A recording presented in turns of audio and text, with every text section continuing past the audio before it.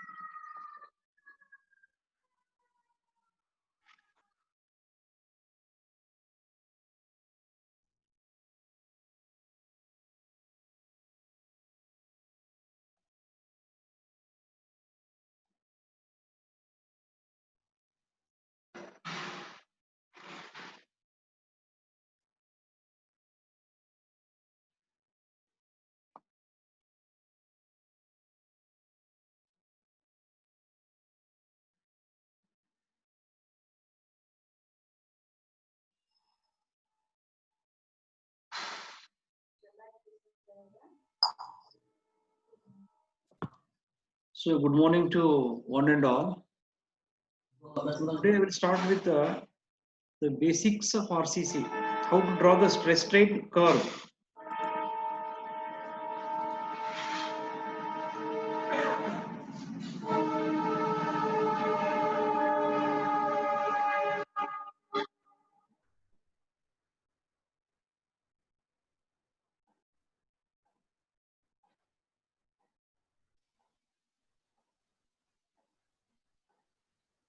So let us start with a beam without any steel inside. Plain concrete beam.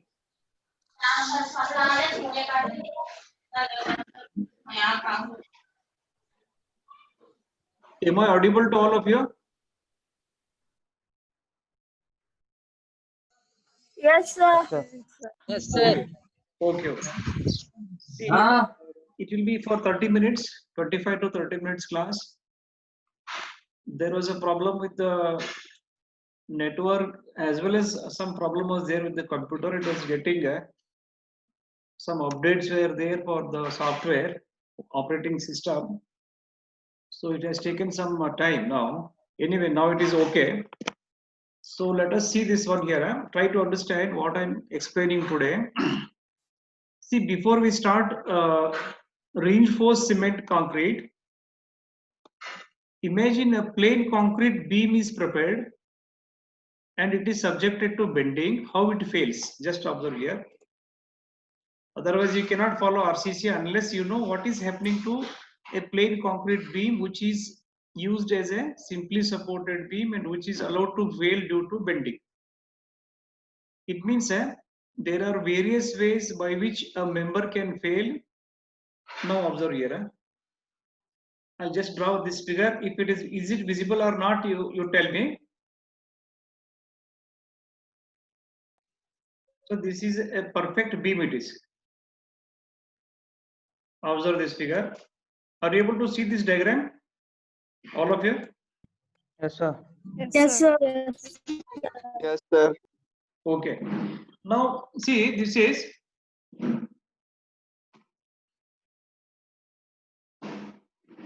is a plain concrete beam. There is no steel inside.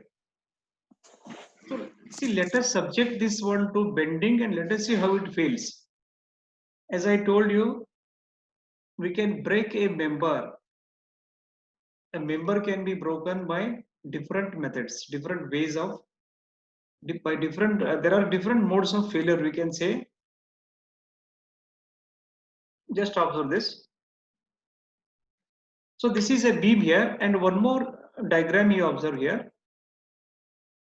A simple member subjected to. Just observe this.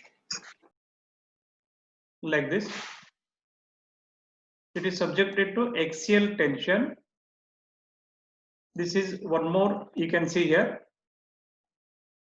This is subjected to axial compression.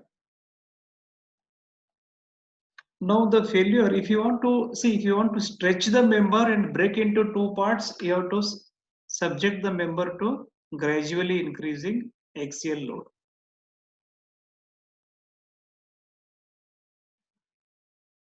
Okay. If you want to break the specimen due to pure compression, you can see this diagram. I'll call this as a 1, this as 2, this as 3. Just observe here. Now look at the diagram 3.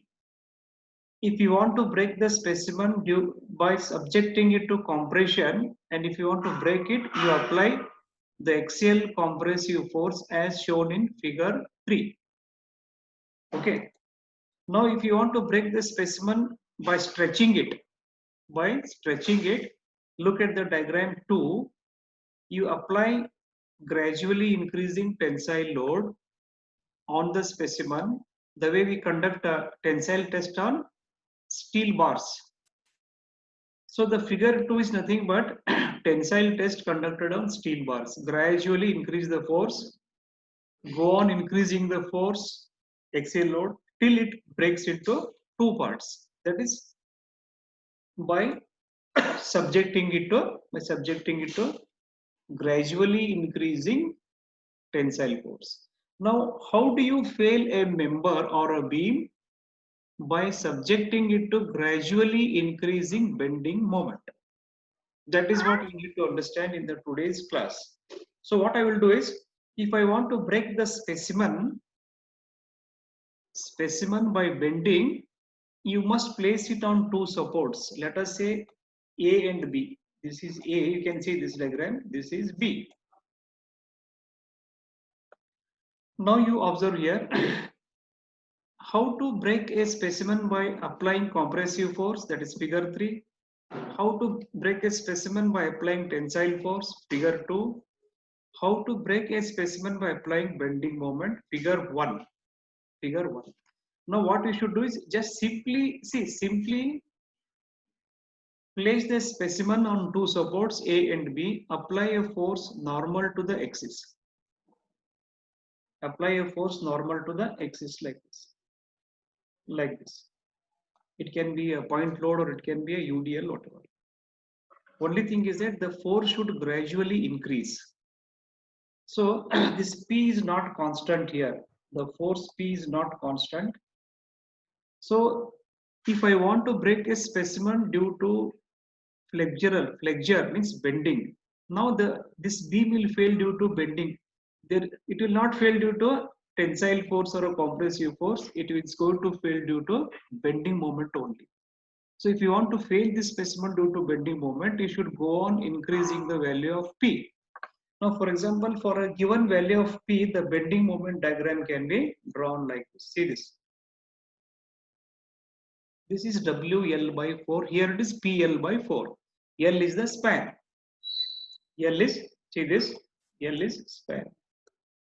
Like this, this is L. So the maximum bending moment occurs at the center, the value of which is given by PL by 4. If instead of P, if I use W, it will be WL by 4. Now let us say the initial value of this P is, let us say 10 kilonewton. Like this. Span is, let us say 5 meter or let us say 4 meter. Now what is the bending moment here? WL by 4. Are you understanding what I am telling? Yes, sir. Are you able to understand what I am telling? The bending moment is WL by 4 is the formula for a central point load. Now at 10 kilonewton, when the force is 10 kilonewton, find the bending moment WL by 4. 10 into 4 by 4, which is 10 kilonewton meter. Are you following what I am telling, all of you?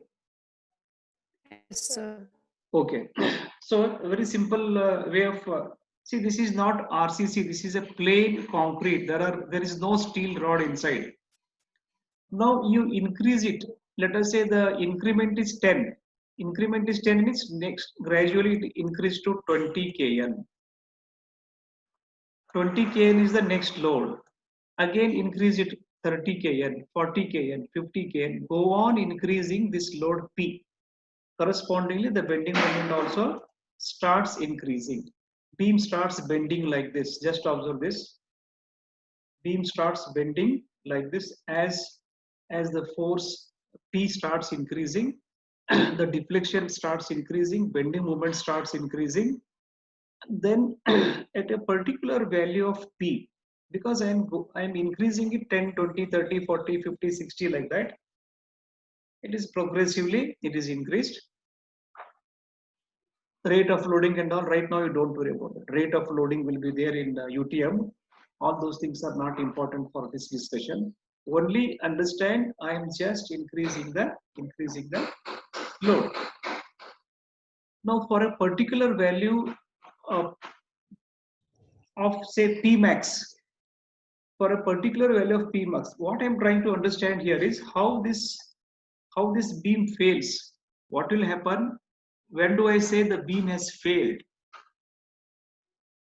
When do I say the beam has failed? It is no longer able to take any extra load beyond that particular value. If I say P max is the maximum load, P max, just observe P max, I don't know how it is, how much it is, it may be 100, 200 or 400. P max is the load, maximum load at which the beam has failed. If I say like that, the bottommost layer has given up. There is a crack in the bottommost layer.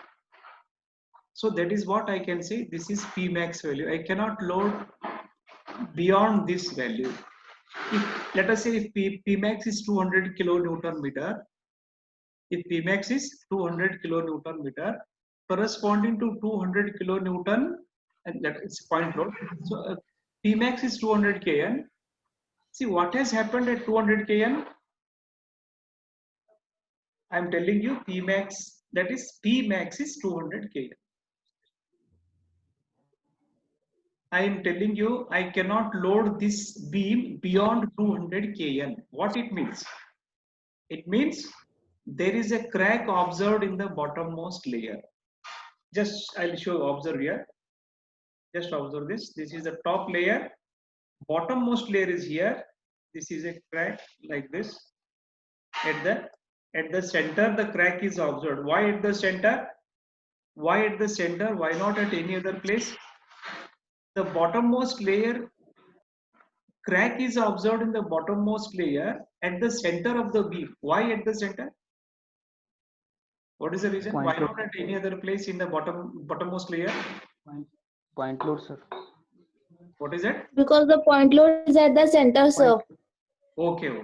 That is, the reason is the bending moment is maximum at the center. So the bottommost layer has given up. The bottommost layer has given up. There is a crack observed in the bottommost layer. In the bottommost layer at the center only, because at the center only the bending moment is maximum. If at any other place, if the bending moment was maximum, corresponding to that particular location, the crack will be observed.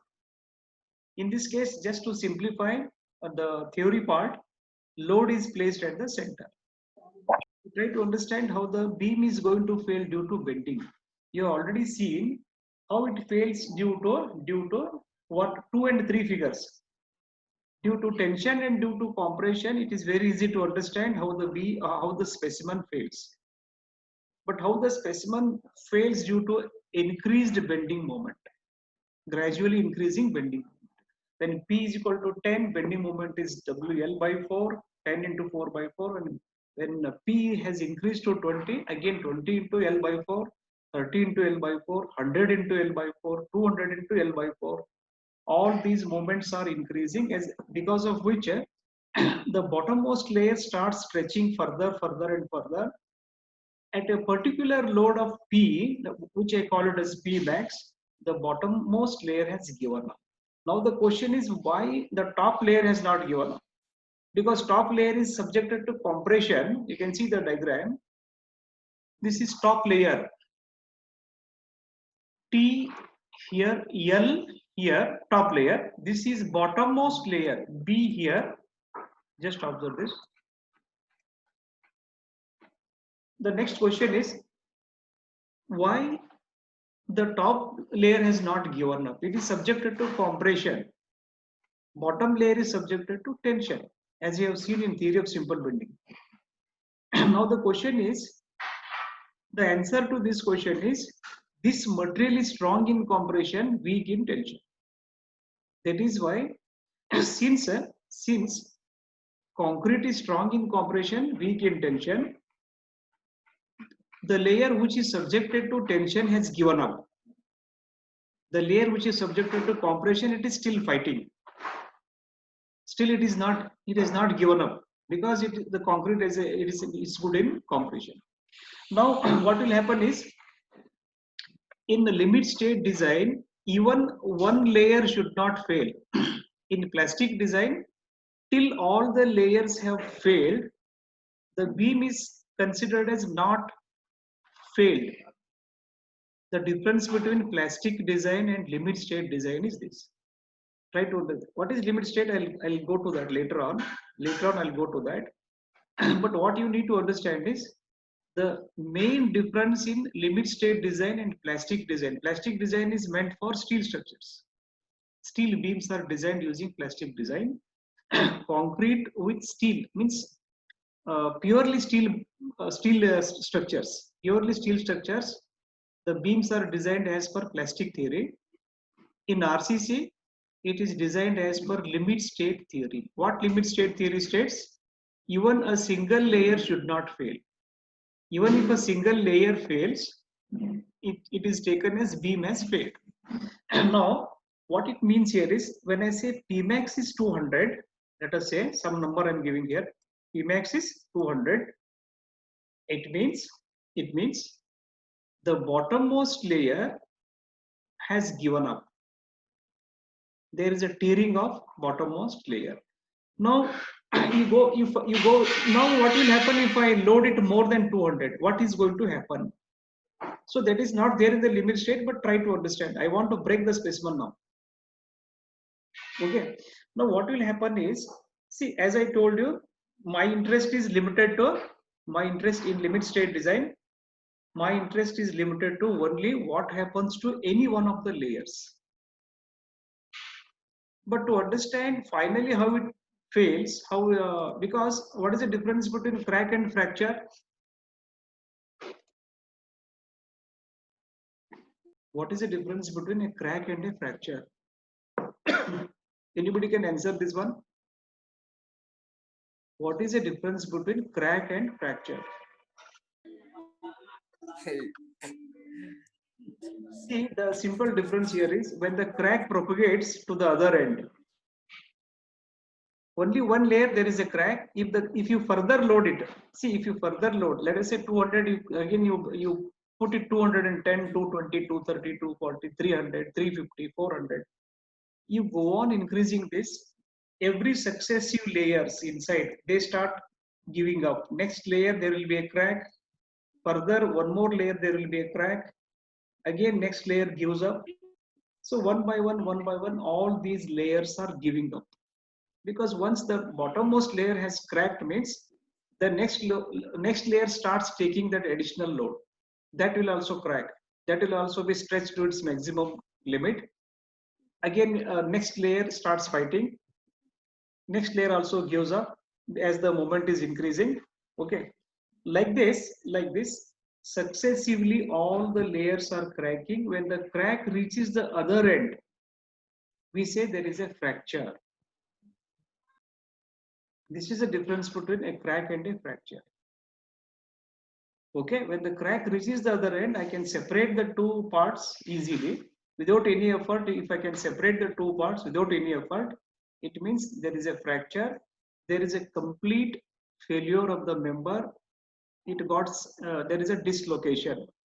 Totally easily I can separate them into two pieces.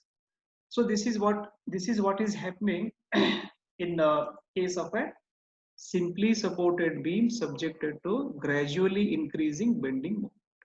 So why this happens is, what is happening here is, usually when I say there is a crack observed in the bottommost layer, it means the moment of resistance, there is a tussle between moment of resistance and bending moment. Whenever we load a beam, there is a fight between bending moment and moment of resistance. So once the moment of resistance gives up, that layer cracks. There is always a, see, when as I told you, there is a tussle between these two. There is a tussle between bending moment and moment of resistance. As long as moment of resistance is controlling, is higher, as long as moment of resistance is controlling and it is higher, there is no crack. As we increase the bending moment starts increasing, whereas the moment of resistance, which is a property of the material and the cross-section dimensions. So what happens here is, once the tussle continues, once the bending moment overpowers moment of resistance, crack is out. Like this, the cracks propagates inside. As we start increasing the bending moment, it starts propagating, it reaches the other end, there is a fracture. This is what is happening. Any beam, not only concrete, even if it is wooden beam, steel beam, whatever, purely single material. A single material, when it is subjected to a homogeneous and isotropic material, when it is subjected to a gradually increasing moment, this will happen. Any questions here? This is the mode of failure due to bending. So due to compression, figure 3, due to tension, figure 2, due to bending, figure 1. This is how the mode of failure takes place. Any questions in this case? I'll go to the next topic. Any question here? Anybody? Now see, now what will happen if steel rods are inserted? As you know that in concrete technology, I have studied, one of the major drawback of concrete, it is weak in tension. While it is strong in compression, it is weak in tension. It means any member, wherever the tension is more, when the material has to resist a tensile force, concrete is not suitable. Concrete is not suitable. As you see in case of beams, the portion below the neutral axis is subjected to tension. It is a tension zone. I'll show you, observe here. Just observe here. I'll use eraser. I don't want to remove all the drawing here. Just observe here. What will happen? This next whatever I'm going to tell you is very important now. Any doubt is there, you are free to ask here. Just observe this. Okay. Now what I am telling here is, this beam, now observe this. I'll draw the, with a different scale, I'll draw the cross section. Cross section is with higher scale I am drawing. Cross section of the same beam. Now this is the neutral axis here. So this is a tension zone. All the layers are in tension. This is a compression zone for a simply supported beam. For cantilever, this is reverse. Top above the neutral axis, tension zone. Below the neutral axis, compression zone in case of cantilever beams. So let us look at simply supported beam here. So this all is compression zone. This is all compression zone. So this is neutral axis. This is the cross section of a beam. Try to understand. Same beam but with a different scale, higher scale. Now, now as I told you that the bottommost layer has given up, because the bottommost layer, this entire whatever zone is there below the neutral axis, we call it as a tension zone, because all the layers are in tension. The value of tension is not same. As we move from neutral axis to the outermost layer, just observe this. If I move from neutral axis to the outermost layer, The outermost layer is subjected to maximum tension. The layer which is near the what I can say neutral axis, it is not subjected to that much. Are you getting this point? These layers, observe this, the layers which are close to the neutral axis, they are not subjected to that much tension. The bottommost layer is subjected to maximum tension. That is why bottommost layer has given up first.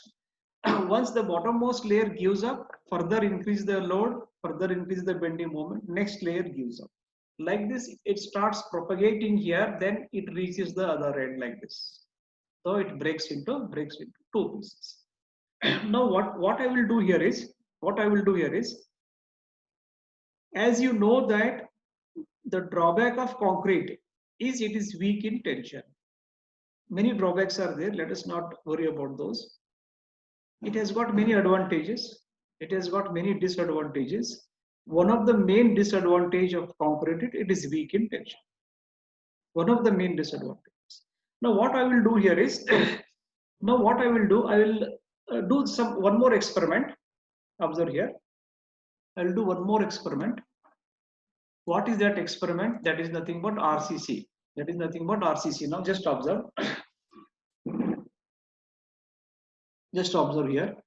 What I will do is, I will put one steel rod here. See this. Why it is placed at the bottom only? Why not at the top? I am going to place steel rod near the bottom with some cover, because the rod cannot be exposed to the atmosphere. Slightly inside, but in the tension zone. Why it is bottom? Why not at the top? Any answers? Yeah. Hello. So because it is in the tension zone. Okay. See, I told you that concrete is weak in tension. That is why I am placing the steel rod in the tension zone, and I want to see what will happen now. What will happen to this beam? Whether its moment of resistance has increased or what? Because my job is to see that the beam should take more moment. It means I should increase its moment of resistance. See, what I should do to increase the moment of resistance, what I am trying here is, I am inserting few steel rods. I cannot say only one rod. I can give like this. I can one rod is here. You can say these are all I don't know. Are you able to see this one? Let us say these are the three rods of different diameters, or maybe same diameters. Ultimately, our understanding here is, what we are trying to understand here is, a steel rod is placed in the tension zone. Repeat the same experiment. Now you insert 2 to 3 rods like this, whatever I have shown. Repeat the same experiment. What will happen? Whether the moment of resistance increases, or what happens to this, we have to see now. Now what will happen here is, as we start increasing this load, bending moment is increasing. Okay. Bending moment is increasing now. What happens is, once the crack starts here in the cover, imagine cover is also one thin layer of concrete only. Whatever bottom cover is there below the steel rods, you can say it is one of the layers. Now let us say, since it is in the tension zone, cover is assumed to be a layer of concrete only. So what happens is, it gives up easily. Initially, the cover gives up easily because it is made of concrete. Now the remaining, what will happen is, as we start increasing the load, thereby we are increasing the bending moment. Once I increase P, means I am increasing WL by 4 also. Now what will happen is, whatever this bending moment extra that is coming up, the steel rods start stretching.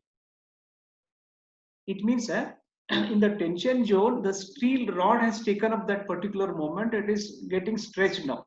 the rods are stretching continuously. As we start increasing the moment, as we start increasing the load, thereby moment increases, thereby the stretching of the member starts. But here what is happening is I have to break the steel rods now. See this, using this bending moment, I have to break the rods. I have to stretch, I have to go on stretching the rods. It means by nearly 1,000 times the moment of resistance has increased. Because till the steel rods break, due to tension, it's called as bending tension. Here the beam is the bars are subjected to bending tension. What is the difference between bending tension and only 8 minutes are left? Observe here. One important observation is what is the difference between when I say bending tension and direct tension? How you differentiate these two? Now observe here. What is bending tension and just observe this figure. Before this, I'll remove this part. Just observe. Only 8 minutes are there. The question is, what is the difference between direct tension and bending tension? Observe. Now this is the figure specimen. These are the axial forces, tensile force. This is direct tension. This is direct tension. Whatever stress produces here is, that is tensile force divided by cross-sectional area. It is direct tensile stress. Okay. Now, if the load is applied normal to the axis, you see this figure 1. In figure 1, the load is applied normal to the axis and in a direction normal to the direction of the force, the steel rods are stretching. Here what is happening in this diagram, I'll call it as diagram 4. In diagram 4, what is happening? The stretching is taking place in the direction of force. Force and increase in length. Direction of the force and increase in the length, they are taking place in the same direction. Just see that one. But here what is happening in case of beams? The force is applied vertically, whereas the steel rod is stretching horizontally.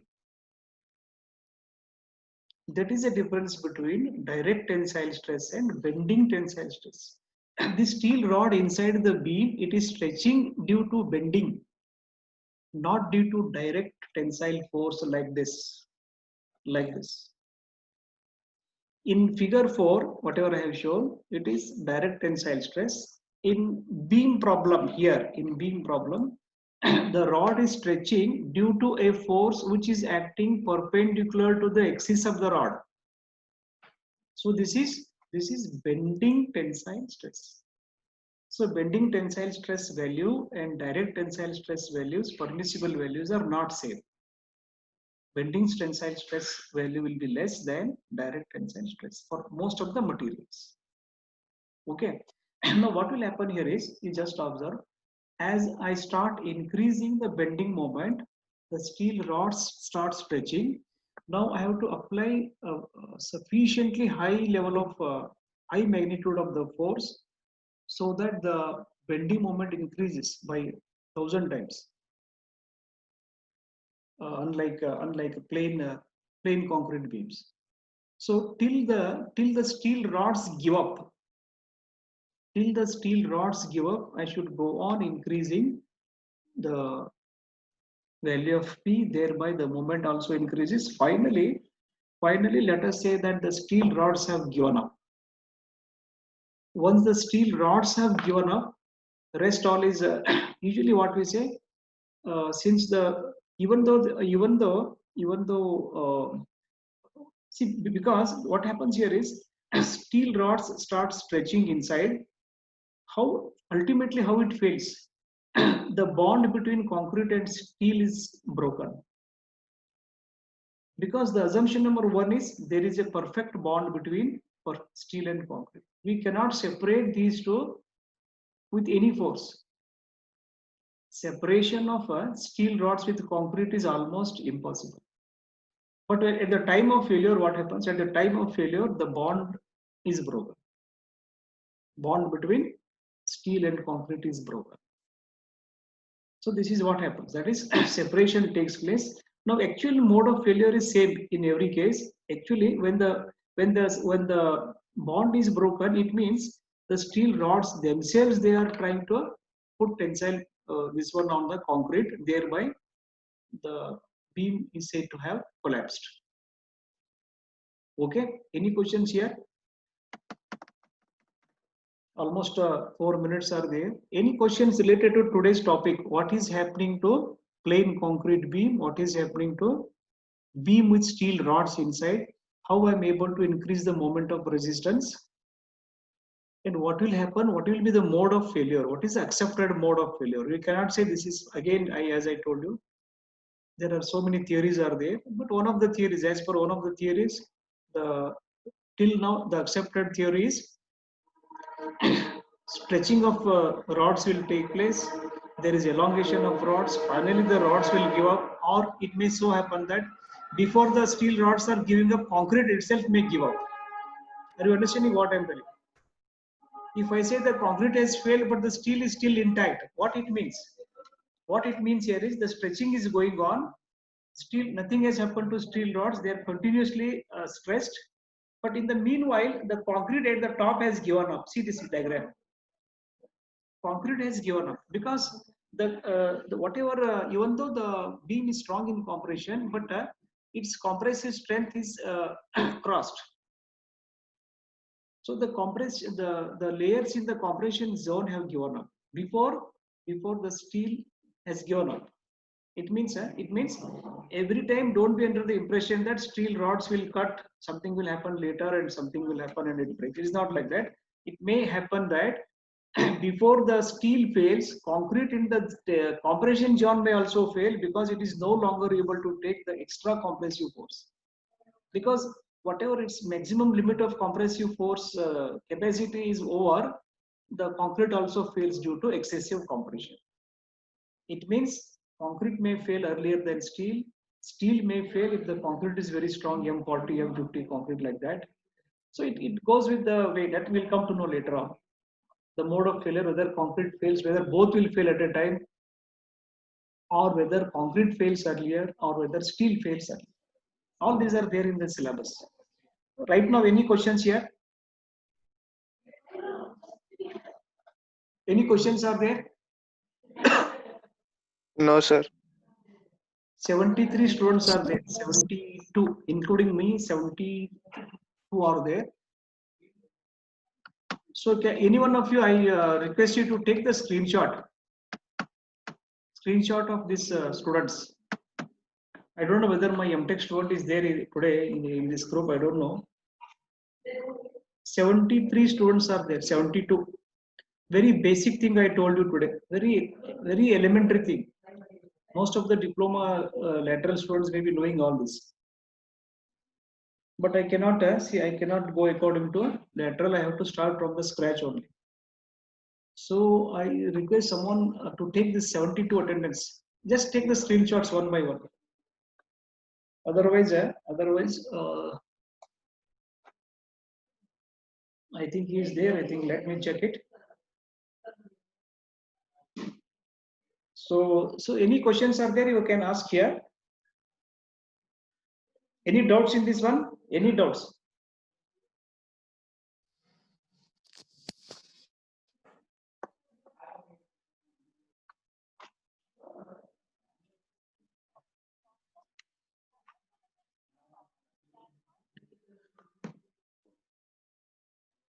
One more Nandini has entered now, waiting. Anyway, see, somebody can take this one. 74 are there now. 75 are there. Totally 75 students are there right now, including myself. So I'll end this one here. Okay. Let us close this one. Any doubts are there in the next class?